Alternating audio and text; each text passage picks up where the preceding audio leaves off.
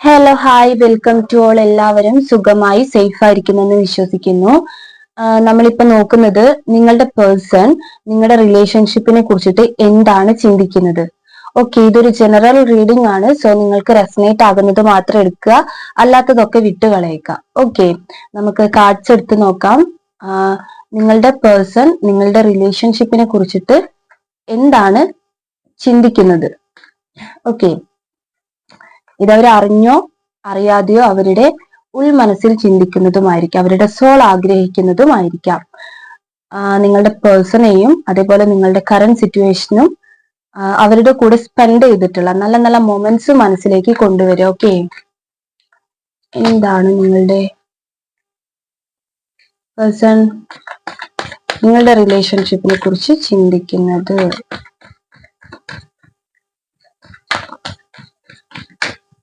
എന്താണ് നിങ്ങളുടെ പേഴ്സൺ നിങ്ങളുടെ റിലേഷൻഷിപ്പിനെ കുറിച്ചിട്ട് ചിന്തിക്കുന്നത്. ടവർ കാർഡ് വന്നിട്ടുണ്ട്, നൈറ്റ് ഓഫ് കപ്സ് വന്നിട്ടുണ്ട്. ഓക്കെ, നിങ്ങളുടെ റിലേഷൻഷിപ്പ് ഇപ്പൊ പോയിക്കൊണ്ടിരിക്കുന്നത് ഒരു ഓൺ ആൻഡ് ഓഫ് റിലേഷൻഷിപ്പിലായിരിക്കാം.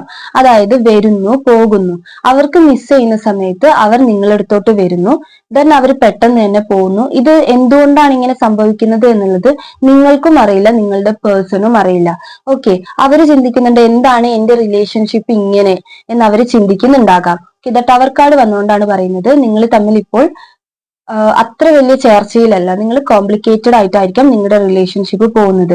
ഓക്കെ, നിങ്ങൾക്ക് രണ്ടു പേർക്കും അങ്ങോട്ടും ഇങ്ങോട്ടും ഓർമ്മ വരുമ്പോൾ നിങ്ങൾ കോണ്ടാക്ട് ചെയ്യും, മൂവ് ഓൺ ചെയ്യാം എന്ന് കരുതും, കോണ്ടാക്ട് നിർത്തും.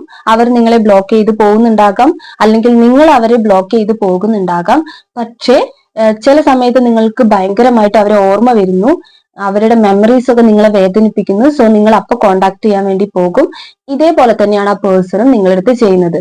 പക്ഷെ ഒരു കുറച്ച് സമയം കഴിയുമ്പോഴത്തേക്കും പിന്നെയും നിങ്ങളെ ബ്ലോക്ക് ചെയ്യുന്നു, അല്ലെങ്കിൽ അവരെ കോണ്ടാക്ട് നിർത്തുന്നു.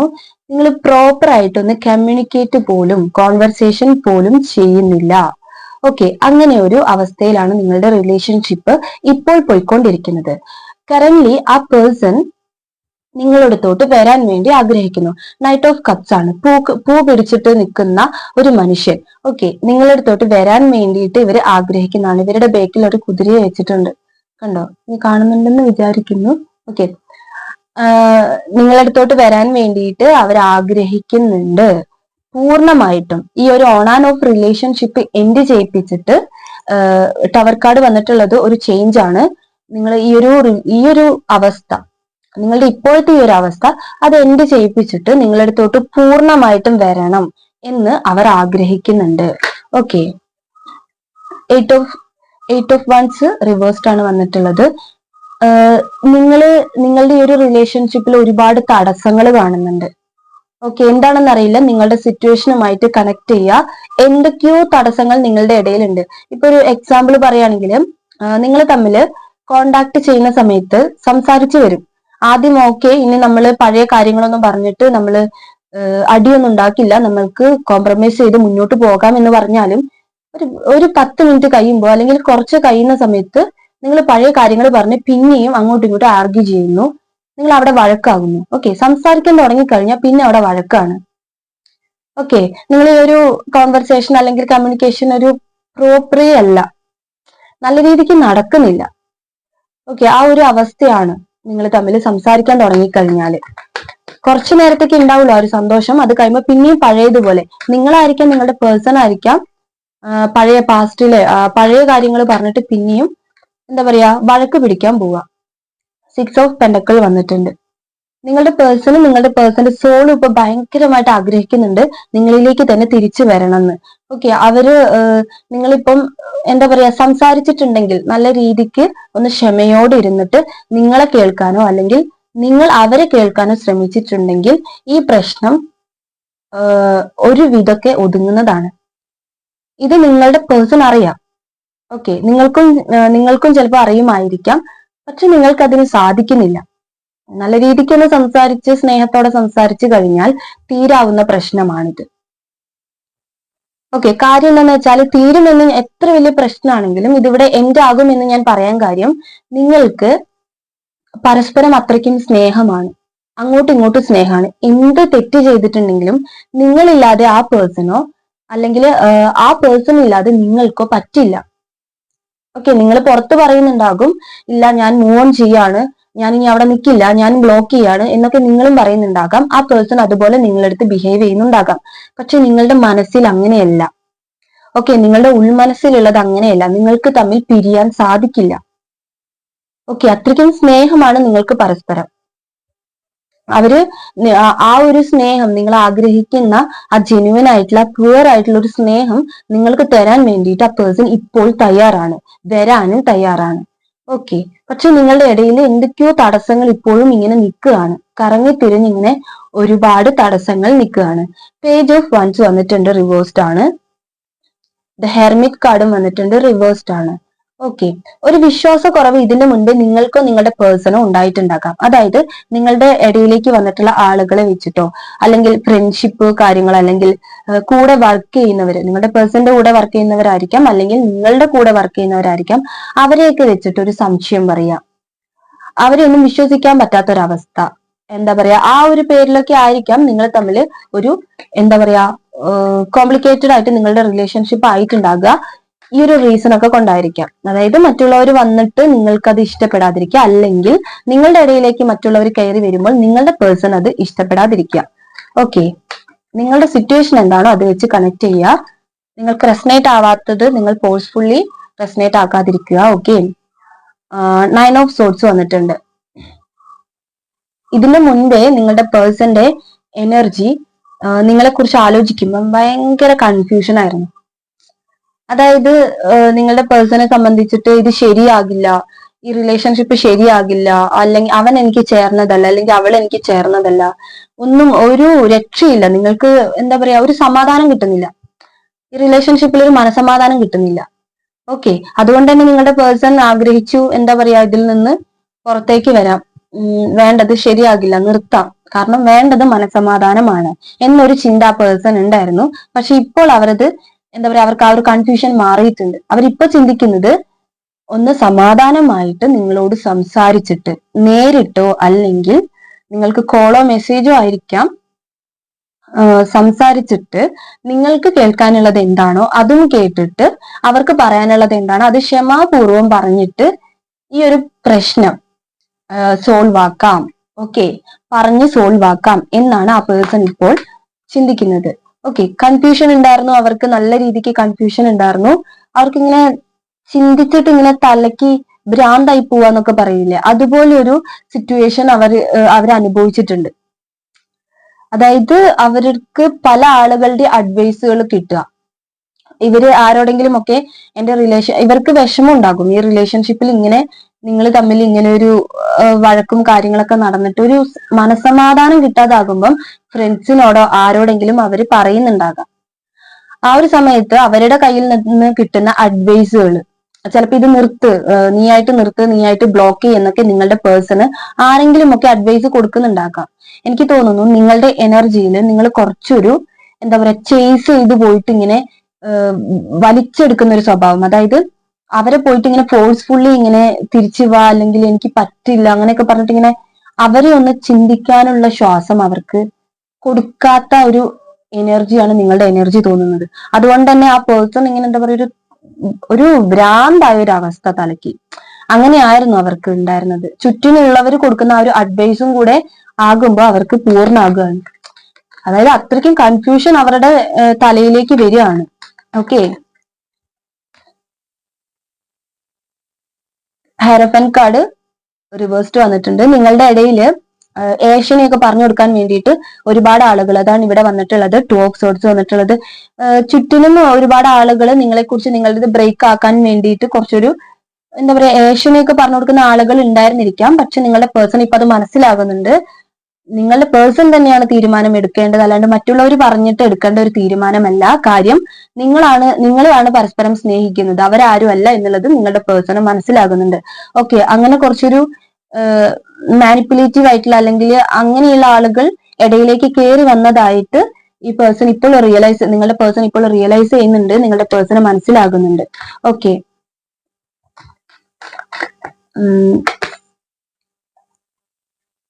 ആദ്യമൊക്കെ എനിക്ക് തോന്നുന്നു നിങ്ങളും നിങ്ങളുടെ പേഴ്സണും തമ്മിൽ എന്തെങ്കിലും ഒരു തെറ്റിദ്ധാരണ നിലനിൽക്കുന്നുണ്ടാകാം. ഇപ്പം കറന്റ് നിങ്ങൾ തമ്മിൽ എന്തെങ്കിലും ഒരു തെറ്റിദ്ധാരണ ഉണ്ടാകാം. നിങ്ങളുടെ പേഴ്സണെ കുറിച്ചിട്ട് നിങ്ങൾക്കുള്ള തെറ്റിദ്ധാരണ ആയിരിക്കാം, അല്ലെങ്കിൽ എന്താണ് അവർക്ക് നിങ്ങളെ കുറിച്ചുള്ള ഒരു തെറ്റ്. എനിക്ക് തോന്നുന്നു ആ ഒരു പേഴ്സണെ കുറിച്ച് നിങ്ങൾക്കുള്ള തെറ്റിദ്ധാരണയാണെന്ന് തോന്നുന്നു.